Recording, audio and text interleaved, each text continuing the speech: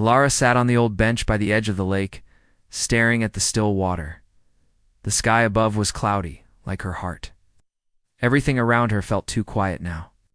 It had been 3 months since Kaylin left Earth to live on the Mars colony. Months since the last real conversation. 3 months of silence. They used to sit together on this bench and talk about everything school. Dreams, space, and silly things that made them laugh. Now, it was just Ilara holding on to memories that seemed to float away with the wind. She missed Kaylin, not just the fun. She missed his voice, his kindness, the way he understood her without needing words. They had promised to stay in touch. But life on Mars was busy. Communication wasn't easy. Messages came late. Sometimes they didn't come at all. Leia opened her small tablet. The last message was from 6 weeks ago. "Hey, things are good here. Miss you. Talk soon." Yet. Was it she reread it every day? She had written messages too, many of them, but didn't know if they were received. Maybe the satellites were slow. Maybe Kaylin was too busy. Or maybe he didn't care anymore. That thought hurt most of all. Ilara closed the tablet and looked up at the sky. Somewhere out there, Kaylin was walking on red dust, breathing recycled air, looking at Earth as a tiny dot in the distance. Did he ever think about her? Her chest felt heavy. She wanted to scream, but instead, she whispered, "Why does it feel like I lost you?" She picked up a small flat stone and tossed it across the lake. It skipped twice before sinking. "I wish I knew how to reach you." Back home, Ilara sat on her bed and opened her journal, as she used to write with excitement. Now, her pages were filled with questions. Sad ones. But that night, something shifted. She wrote something different. "Today I felt like giving up. But I won't. If Kaylin sees my messages or not, I'll keep writing, because I care. And caring is what makes us human." That line felt strong, true. She decided to try one more time. She turned on the recorder in her tablet. "Hi, Kaylin. I don't know if this will reach you. Maybe it won't. But I want you to know I still think about you. I miss our talks, our ideas, our laughs. I miss you." She paused. Her voice cracked. "But I'm not angry. I know space is big. Life is busy. But even if we're far apart, I still believe we can find our way back. Because I believe in us." She pressed send. Then she smiled a little. For the first time in weeks, the next day she walked through the park. She saw people laughing, playing, living. She wasn't the only one missing someone. Everyone had someone far away, or lost, or silent. But humans keep going. They try. That's what makes them strong. Days passed. Then one morning, her tablet lit up with a message alert. Her hands shook as she opened it. It was a video. Kaylin's face appeared on the screen. He looked tired but happy. "Hey, Ilara, I got your message. I cried a little, I won't lie. Life here is hard, and I thought maybe you gave up on me. But you didn't. You reminded me of something important, Hope." He smiled. "You still matter to me every day." Ilara covered her mouth with her hands. Her eyes filled with tears not of sadness, but of something warm. She whispered, "You still matter to me too." Ilara watched the message from Kaylin again and again. His voice, his eyes, his smile. It felt like he was there with her. She pressed her fingers gently to the screen, wishing she could reach through it. "You still matter to me every day." Doze. Words echoed in her heart. She didn't sleep much that night. She lay on her bed with a small smile, her eyes wide open, thinking about all the things she wanted to say. All the things they didn't get to talk about. By morning, the sadness was still there, but something had changed. It wasn't heavy like before. It was softer, like a quiet longing instead of deep pain. Ilara stood by her window, looking at the rising sun. "Maybe I can do more," she whispered to herself. She decided to write again. This time not just a message. A letter. Something longer. Something that showed who she still was and who she was becoming. "Dear Kaylin, thank you for your message. I didn't expect it, and when it came, it felt like the stars had opened up just for me. Life here is okay. Some days are hard, I still sit by the lake. Seasons are starting to change. The leaves are turning golden, and soon the wind will carry them away. I thought of you when I saw them false, soft, quiet, but always moving. I started learning the guitar again. Remember how you used to tease me for playing the same 3 chords? I know 6 now. Maybe when you come back I'll write a song. Just for you, I hope Mars is treating you kindly. Hope you're not too lonely. And I hope you remember that someone on Earth still carries you in their heart. With all my hope, Yalarashi recorded the message and sent it through the relay. 4 days there was no reply, but Alara didn't stop living. She joined a group at school that talked about space communication. She started reading about the delay in long-distance signals, the science behind interplanetary messaging. She even helped with a small project to beam emotional messages from Earth to Mars colony. It gave her purpose. One evening, while she was presenting her idea to the group, her tablet buzzed. She almost didn't notice it, but when she did, her hands trembled. It was from Kalen. This time, message was longer. "Hey, Alara," his voice said. "I read your letter under the Martian sky dome. I could see Earth, just a little blue dot. And I imagined your eyes looking up too. Funny, isn't it?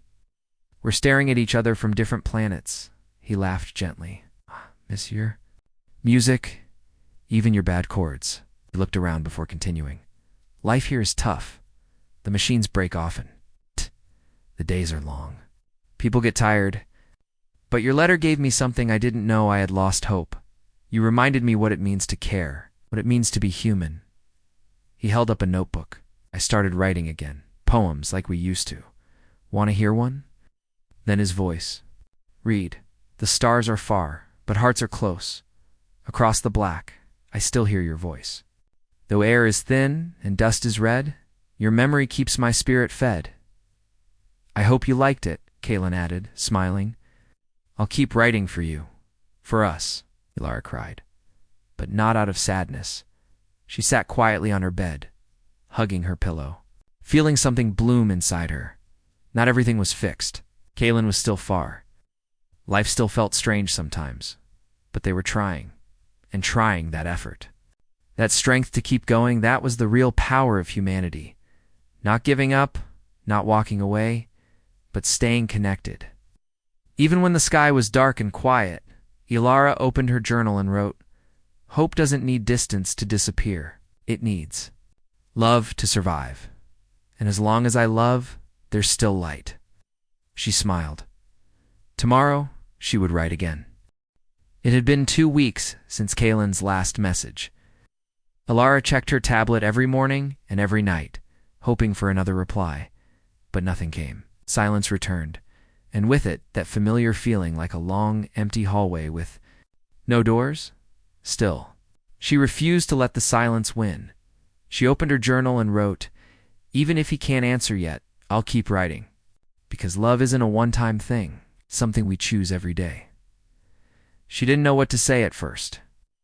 So she shared small things. The birds returning for the fall, smell of rain, a story she wrote in class, a dream she had.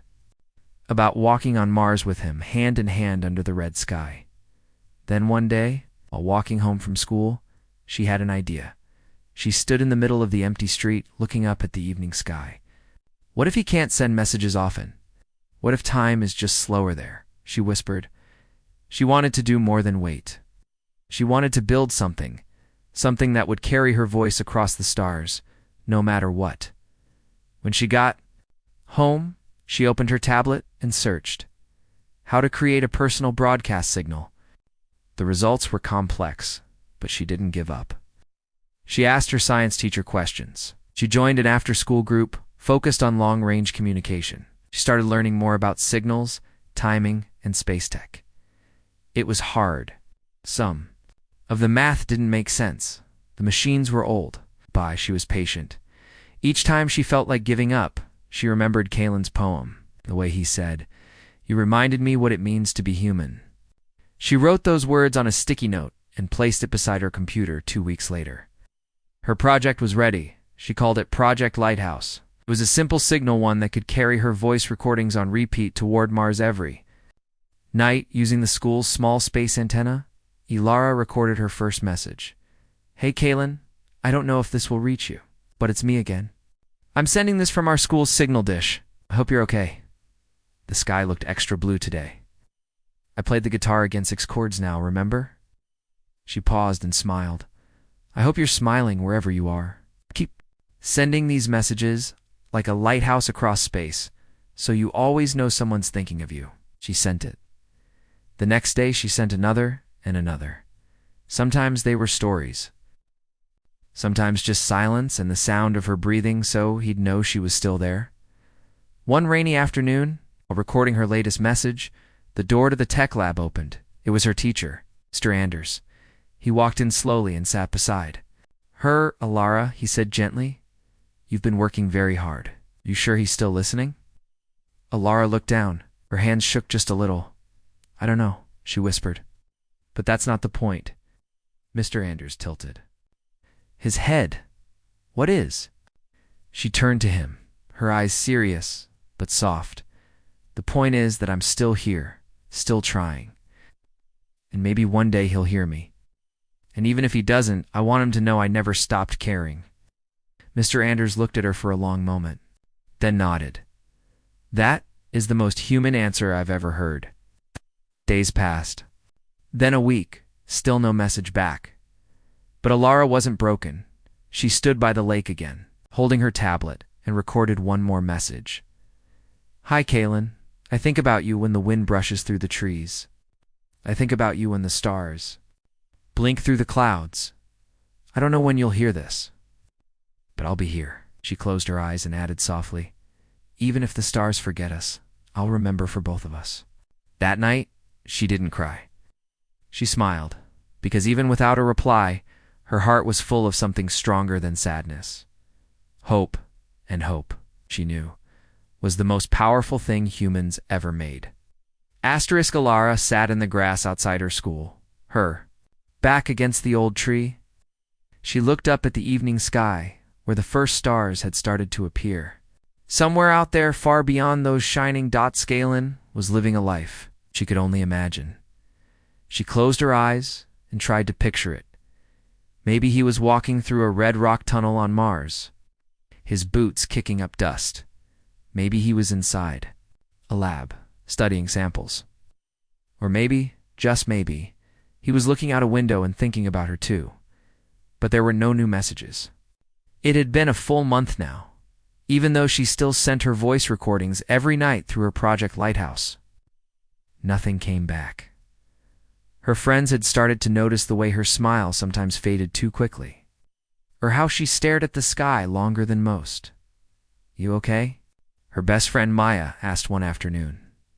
Ilara nodded quickly. Yeah, just thinking. Maya sat beside her. About him? Ilara didn't answer. She didn't have to. Maya looked up too. Do you think he's forgotten? The question stung. But Ilara didn't get angry. She just sighed. I think maybe. He's just busy, or tired. Or the signal is weak. Or... ... She stopped. Then whispered, I don't know. Maya was quiet for a moment, then put her hand gently on Ilara's. You're still trying. That's brave. That night, Ilara couldn't sleep. She sat by her bedroom window, wrapped in a blanket, her guitar in her lap. She strummed slowly, softly, letting the chords fill the silence. Then, without planning to, she began to sing. It was a simple song, made up on the spot. Her voice was quiet but steady. Across the sky so wide and far, I send my words where your thoughts are. No matter dust, no matter time, you still live inside this rhyme. She stopped playing and looked at her tablet. Then she smiled and recorded the song. She titled the message, Even if you can't hear this, I'm still here. The next morning, Ilara woke up to a small surprise. Her teacher, Mr. Anders, had left a note on her desk. The school director. Heard about Project Lighthouse? She's impressed. They want to help boost the signal. Want to come test the upgraded dish this afternoon. Lara's eyes lit up. That afternoon, she stood near the larger dish, her hands sweating a little. They let her press the send button herself. Her voice message flew across space with a stronger signal now, her song wrapped in data. traveling millions of miles. Even if he doesn't answer, she told Mr. Anders, maybe it'll reach someone else out there. Maybe they'll know Earth still cares. Mr. Anders smiled. That's very human of you. Another week passed. Still no message, but Alara didn't stop sending. She turned her messages into a kind of journal stories about life on Earth, about how she was doing in school, about how she hoped the Martian sunsets were just as beautiful as Earth's. Her sadness became quieter too. It was still there, like a shadow at the edge of her heart, but it didn't control her anymore. She laughed with her friends. She wrote poems again. She even performed her song at a small school concert. The crowd clapped gently, not knowing who the song was for.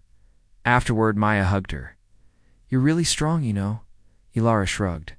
Not strong, just ... hopeful. That night, she sat under the stars again, this time not expecting anything. She just wanted to feel the cool grass and hear the wind in the trees. Then, her tablet buzzed. Her heart jumped. She picked it up with shaking hands. One new message. It was from Mars. She opened it, afraid and excited all at once. Kalen's face appeared, smiling but tired. His voice cracked as he spoke. Alara, I don't even know where to begin. I've just got weeks of your messages all at once. The relay was broken. They fixed it today. I sat here and listened to every single one. He looked down, then back at her. You didn't give up on me. Not even when I was silent. That means more than I can say. He held up a small piece of paper. I wrote you a song too. It's not perfect, but it's yours. Then he sang, quietly, the same melody she had sent. Alara covered her mouth, tears filling her eyes. He hadn't forgotten. He just needed time. And she had waited with hope. Alara sat in the same spot under the stars, the tablet warm in her hands, tears still in her eyes. As Kalen's voice echoed in her heart. He had heard her messages, every one of them. She hadn't been talking into silence after all. She touched the screen gently. You're still there, she whispered. You're still listening. She didn't sleep much that night. Her thoughts kept spinning. Happiness, relief, a little nervousness too. What would she say now? How do you speak to someone who feels far but still close? In the morning, she sat by her window thinking. Then, without rushing, she opened the recorder and spoke from the heart. Hi, Kalen. I got your song. To it 3 times. It made me cry, but the good kind. I'm really glad you're okay. I was starting to think maybe I was the only one still holding on. She paused, her voice soft. But now I know we're both still here, still trying, and I think that's more than enough. She smiled and ended the message with her usual words. You still matter to me. Always. Over the next few weeks, their messages became more regular. Sometimes once a day, sometimes every few days, depending on the signal. But it didn't matter. What mattered was that they were speaking again, listening. Laughing, Kalen sent pictures of Mars's the red sand, the dome, even his bunk. It's not much, he said once, but I made space on the wall for your poems. They keep me grounded. Alara sent videos of her guitar playing and pictures of Earth's sunsets. They remind me of you, she told him. It's bright and far away, but always there. They shared little things too. Favorite songs. Bad jokes. Stories from school or the colony. Each message made them feel less alone. One day, Alara got a surprise package in the mail. It was a small box with her name carefully written on it. Inside was a red stone, smooth and round. A note came with it. I found this while on a walk. I thought it looked like Earth-only red. It reminded me of you, always strong and full of life. So I'm sending a little piece of Mars to you. Now we're not so far apart. Kalina Laura held the stone close to her heart. That night, she placed it beside her bed. It became a symbol, a reminder that even across planets, someone still thought of her. Someone still cared. But as days passed, Alara also began to feel something else. A quiet fear. What if this didn't last? What if one day the messages stopped? Again, she didn't want to lose this connection. Not again. One evening, she sat with Maya under the old tree by the lake. The red stone was in her pocket. I'm scared, she said softly. Maya looked over. Why? Things are going well, aren't they are, Ilara said, but I keep thinking, what if it fades? What if we grow apart again? Maya was quiet for a moment, then said, You're thinking like it's a one-time thing, but maybe. Love isn't something we keep, be it something we build every day. Ilara blinked, then slowly nodded. Maya smiled. Never seen someone work as hard as you to build something. That night, Ilara wrote something new in her journal. Love isn't perfect, but it's real. It's the choice to keep showing up even when it's hard, even when you're afraid, and maybe that's what makes it so powerful. She shared those words with Kalon in her next message. The reply came 2 days later. Your words stay with me, Ilara. Some days are hard here, but when I see your messages, I remember why I came to help, to learn, to grow, but also to stay human. And you remind me how, he added one more line that made her heart skip. One day when I return to Earth, I want to sit by that lake with you again. Just like before. Ilara didn't cry this time. She smiled, because the distance still existed, and the silence still came and went. But now, there was something stronger than both hope and hope she knew. It wasn't just wishing, it was working. It was working. It was building, and most of all it was loving. The wind was soft that afternoon as Ilara sat near the lake with her guitar. She strummed a few notes, but didn't play a full song. Her heart felt heavy again. Not because something bad had happened. Kalon was still sending messages every few days. He even wrote a short story and said she inspired it. But Ilara couldn't explain the feeling that stayed in her chest. A quiet ache, question she hadn't asked, fear she hadn't shared. What if Kalon was growing used to life on Mars without her? What if the only thing holding them together were old memories? If, one day, those memories faded? That evening, Ilara opened her tablet and began recording a message. But this time, she didn't try to sound cheerful. Hey, Kalon, she said quietly. I need to be honest today. It's not easy to say this, but I'm scared. Holding her breath for a second, I'm scared you'll forget me. That you'll get so busy or happy there that I'll just become someone you used to know. I'm trying to be strong, like always. But some days, the silence makes me wonder if we're still close or just pretending we are. She blinked quickly, trying not to cry. But I don't want to pretend. I want to keep trying. I just needed to tell you the truth. She stopped the recording and sent it without changing a word. Her hands felt cold, but her heart felt a little lighter. 3 days passed. No message came. Ilara tried to stay busy. She wrote books, she wrote poems, she even baked cookies with Maya and laughed a little. But every evening her eyes still looked for the blinking light on her tablet. Nothing. Bye. The 4th day, she started to think she had said too much. Maybe she pushed Kalon away. Maybe the truth was too heavy. But on the 5th day, the message came. She opened it with trembling fingers. Kalon looked tired but not upset. His eyes were full of something deep. Ilara, he said, thank you. Thank you for being honest. I didn't reply right away because I didn't know what to say. Not because I didn't care, but because your words made me think.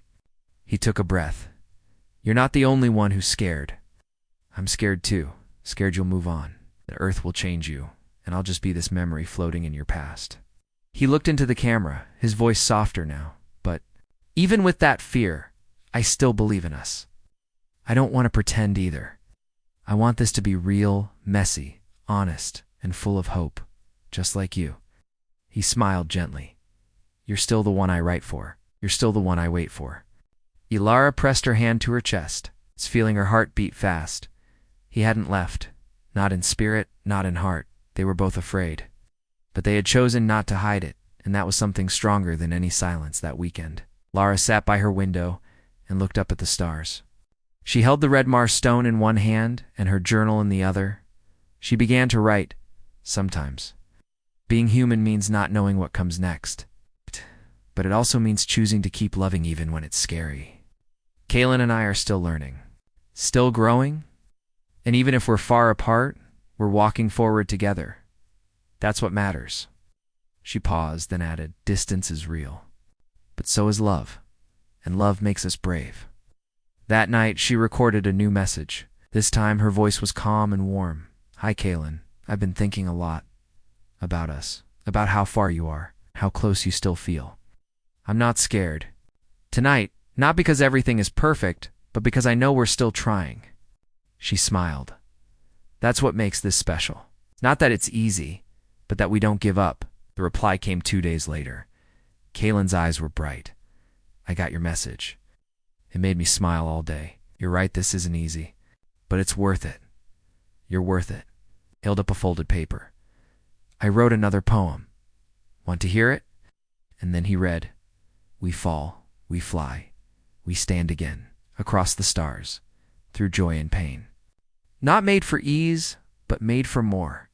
To love, to try, to reach. Restore." Ilara wiped her eyes and whispered to the screen, "We're still reaching." And that was enough. That was everything. The days were shorter now and the nights colder. Ilara often sat by the lake, wrapped in her jacket, staring at the stars. The waiting sometimes felt endless, but she kept her project alive, sending messages. Songs, poems, her heart was heavy. Some days, the distance was not just between planets, but between two people trying to hold on. She wondered if Kaylin felt it too. One afternoon, her tablet lit up with a message from Kaylin. "Ilara, I have news. I'm being considered for a transfer. Back to Earth. It might take months, but it's possible. I don't know if it will happen, but I want you to know first." Her breath caught. "Months," she whispered. "Maybe soon." She hoped she answered quickly, trying to keep her voice steady. "That's wonderful news. I'll be here, waiting, no matter what." In the weeks that followed, the messages between them grew warmer, filled with dreams of a reunion. They planned small things: where they would meet, what they would do, what songs they'd play. But sometimes, reality hit hard. Kaylin's messages told of equipment failures, delays, and long, lonely nights on Mars. Ilara shared stories of school, projects, and friends. Neither pretended it was easy, but they kept building their bridge, brick by brick. One night, Ilara sat with Maya, looking up at the stars. "Do you think people really can hold love across this much distance?" Maya asked quietly. Ilara smiled, thinking of Kaylin's poems and songs. "I think we have too. Sometimes the world asks us to be more than what we are, to be patient, to be brave, and to believe." "Hey." Maya nodded. "You're strong, Ilara?" "No," Ilara said softly. "I'm just human." Months passed. One day, Ilara received a special message from Kaylin. This time was a live video call. Her heart raced as she saw his face again, clearer than before. "Hello, Ilara," he said, smiling. "I'm closer now. Not on Mars anymore, but not yet home." "Soon," she laughed, tears filling her eyes. "Soon," she repeated. "I can't wait." They talked for hours. About everything and nothing. About the stars, the future, and the hope that carried them through. Even though they were apart in that moment, they felt close. Closer than ever. As she ended the call, Ilara looked up at the sky, feeling the weight of distance, but also the light of hope, no matter how far apart. They were connected by something stronger than space. By love, by choice, by being human. Asterisk. The day had finally come. Ilara stood at the spaceport, clutching the red Mars stone in her hand. The crowd around her buzzed with excitement, but all she could feel was the steady beat of her heart. Her tablet buzzed beside her. A message from Kaylin. "Almost there. Can't wait to see you." She smiled, feeling tears sting her eyes. For months she had waited. Through silence, through doubts, through distance. But she never gave up. Because love, she had learned, was not about how close you are. It was about how much you try. The shuttle doors hissed open. Kaylin stepped out, looking tired but alive. Their eyes met. For a moment, nothing else mattered. Ilara took a step forward. Kaylin smiled wide and opened his arms. They hugged. the weight of months melting away in that single embrace. Later, they sat by the lake, just like old times. Kalen held the red stone. "You kept this for me," he said softly. Ilara nodded. "I kept hope." He laughed quietly. "I never wanted to lose you," Kalen said, "but you never let me." Ilara squeezed his hand. "Distance couldn't stop us. 'Cause we are human. We fight. We care. We hope." As the sun set, painting the sky orange and purple, they looked up at the stars. "Even across the stars," Ilara whispered, "you still matter to me." Kalen smiled, pulling her close. "And you to me, together, under the quiet sky." They knew that no distance was too great for the human heart, because hope, love, and the will to connect, that was the greatest power of all.